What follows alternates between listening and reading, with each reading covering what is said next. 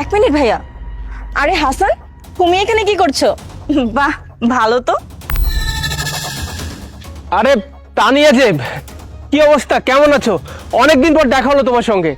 হ্যাঁ, অনেকদিন পরেই তো দেখা হবে, কারণ আমি তোমাদের মতো মেকানিকদের সাথে দেখা করা ছেড়ে দিয়েছি। তবে আমি না ভাবতে পারিনি যে তুমি এখনো এরকম দুই পয়সার কাজ করবে। অবশ্য তোমার কাছ থেকে এর থেকে বেশি আর কি আশা করব। আর তানিয়া, এই ছেলেটাকে?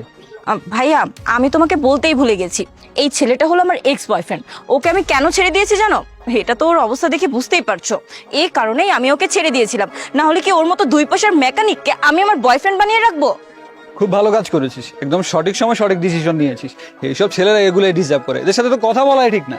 ভাইয়া, ও আর কি করতে পারবে বলো? খুব বেশি হলে গ্রামের একটা অশিক্ষিত মেয়েকে বিয়ে করতে পারবে, যে ওর চোখে চোখ রেখে কথাই বলতে পারবে না। এর থেকে বেশি তো আর তুমি কিছু করতে পারবে না, তাই না বলো? কোন মেয়ে তোমাকে বিয়ে করবে? আরে তানিয়া, আশ্চর্য ব্যাপার, তুমি আমার সঙ্গে এভাবে কেন কথা বলছো?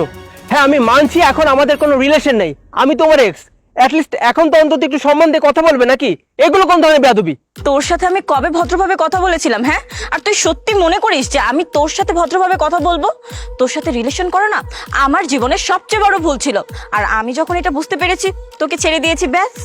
আর এখন তোকে দেখে না আমার খুব ভালো লাগছে। আই এম ভেরি হ্যাপি যে তোকে আমি ছেড়ে দিয়েছিলাম। তোর অবস্থা দেখেছিস? তোর সাথে কোন মেয়ে প্রেম করবে? Just look at you.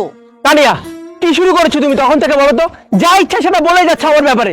আরে এই যে ভাই, আপনি তো পেশায় একজন শিক্ষক, তাই না? একজন শিক্ষকের বোনের আচরণ এমন কিভাবে হতে পারে?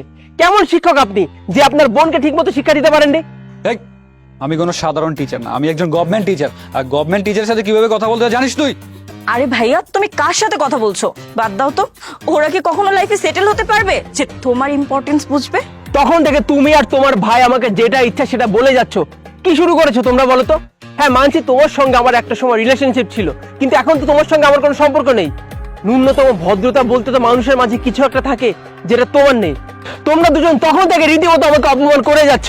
আর এই যে তানিয়া, তোমাকে বলছি, আমি তোমার এক্স বয়ফ্রেন্ড হয়েছি তো কি হয়েছে? আমার কি কোনো সম্মান নেই নাকি? এই, তুই জানিস না যে সম্মান দিয়ে কথা বলতে হয় শুধুমাত্র বড়লোক মানুষদের সাথে?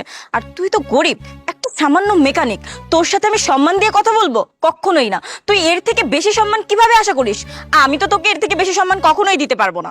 কি কি এমন করে ফেলেছো তুমি তোমার লাইফে যে এত অহংকার করে কথা বলছো বলো তো? কারণ তুই হয়তো জানিস না, আমার ভাই একজন গভর্নমেন্ট টিচার আর আমার বাবা একজন গভর্নমেন্ট এমপ্লয়ার। আর আমাদের তো অনেক টাকা, এই টাকা যদি আমি সারা জীবন শুয়ে বসে খাই না, কখনোই শেষ হবে না। আর তুই এসবের কি বুঝবি? তুই হচ্ছিস সামান্য একজন মেকানিক, যে 2 টাকা ইনকাম করিস, খাস আর ঘুমাস। এই, আমার বোনের চিন্তা না তোকে করতে হবে না। আমি আমার বোনকে একজন গভর্নমেন্ট এমপ্লয়ি বানিয়েই ছাড়বো, আর তাকেও একটা ভালো জায়গায় বিয়ে দিব, সেখানে যাতে ও রানীর মতো থাকতে পারে। সেটা নিয়ে তোকে চিন্তা করতে হবে না। আসছি আমার বোনকে নিয়ে চিন্তা কর। আরে ভাই, আপনারা দুজন অ্যাটলিস্ট আমাকে কিছু তো বলতে দিবেন নাকি? আপনারা সব সময় আমাকে না বুঝে এভাবে কথা কেন বলে যাচ্ছেন? আসসালামু আলাইকুম স্যার। ওয়ালাইকুম আসসালাম। স্যার কেমন আছেন স্যার? স্যার, ওদের সাথে কি পরিচিত হয়েছেন? স্যার, ওরা হচ্ছে আমার ছেলে মেয়ে। বাবা, তুমি কি পাগল হয়ে গেছো? তুমি সামান্য 2 টাকার মেকানিককে স্যার বলে রাখছো? এই, তুই কি পাগল হয়েছিস নাকি? হ্যাঁ, পাগল হয়েছিস? তুই জানিস উনি কে? উনি হচ্ছে আমাদের ল্যান্ডলর্ড। উনি আমাদের সোসাইটিতে 4টি ফ্ল্যাট বুক করিয়েছেন। আর তাছাড়া জানিস, ওনার সাথে আমার 15 লক্ষ টাকা কমিশনের কথা আছে। 15 লক্ষ টাকা! সরি স্যার, আপনি খুব ভালো একজন মানুষ, কিন্তু আমার মনে হচ্ছে না 15 লক্ষ টাকার কমিশনটা আপনি আর পাবেন। কারণ আপনি আপনার এই শিক্ষক ছেলে আর আপনার এই অহংকারী মেয়েকে ন্যূনতম শিক্ষাটা দিতে পারেননি। তারা দুজন মানুষকে যেভাবে অপমান করে কথা বলে, তাতেই বোঝা যায় যে আপনি তাদেরকে ঠিকমতো মানুষ করতে পারেননি। আরে ভাই, তুমি তো দেখছি রাগ করে ফেলছো। আরে আমরা তো তোমার সাথে মজা করছিলাম, আসলে আমি দেখছিলাম তুমি কেমন ছেলে। হ্যাঁ, ভাইয়া তো ঠিকই বলেছে, আমরা সত্যিই মজা করছিলাম। এই জন্য তুমি বাবার 15 লক্ষ টাকার ডিল ক্যান্সেল করে দেবে? এটা কি হয় নাকি? Please, I am so sorry. আচ্ছা, তুমি কি এমন কাজ করো যে আমার বাবা তোমাকে স্যার বলে ডাকছে? আমি কি করি তাই তো? আমার না রিয়েল এস্টেটের বিজনেস আছে, তার সঙ্গে সঙ্গে আরো বিভিন্ন ধরনের 4 থেকে 5 ধরনের ব্যবসা তো আছেই। আর যে সোসাইটিতে তোমরা বসবাস করো না, সেই সোসাইটিতে আমার 4টা ফ্ল্যাট বুকিং দেওয়া আছে অলরেডি। তোমার বাবা এসেছিল আমার কাছে, কিন্তু শুধুমাত্র তোমাদের দুজনের ব্যবহারের জন্য তোমার বাবার সঙ্গে আমি ডিলটা ক্যান্সেল করতে বাধ্য হলাম। ওই যে কথায় আছে না, সন্তানেরা যদি অপকর্ম করে, সেই অপকর্মের ফল বাবা মাকে ভোগ করতে হয়। আজকে শুধুমাত্র তোমাদের দুজনের ব্যবহারের জন্য তোমার বাবার কত বড় ক্ষতি হলো সেটা একটাবার তাকে জিজ্ঞেস করে দেখো। আজকে তোমাদের দুজনের জন্য আমি বাধ্য হচ্ছি তোমার বাবার সঙ্গে ডিলটা ক্যান্সেল করতে। আর যেই সোসাইটিতে তোমরা থাকো, আমি যদি আগে জানতাম তাহলে তোমাদের সোসাইটিতে যে 4টা ফ্ল্যাট বুকিং দিয়েছি না, সেটা আর আমি দিতাম না। তোদের কি আক্কেল জ্ঞান কিচ্ছু নেই? হ্যাঁ, বুদ্ধি জ্ঞান কিচ্ছু নেই?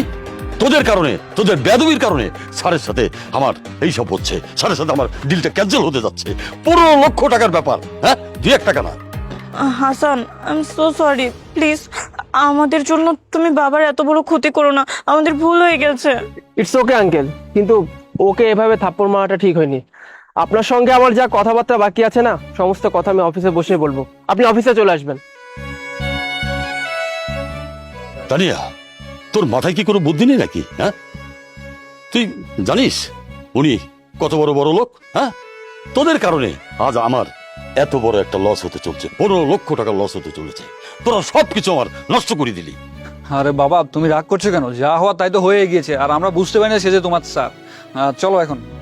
হ্যাঁ, সেটা তো আমি দেখতেই পাচ্ছি। এখন ওনার অফিসে গিয়ে ওনাকে কাছে মাপ চাইতে হবে, হাতে পায়ে ধরতে হবে। এই তো, হ্যাঁ, যত সব পাগলের দল।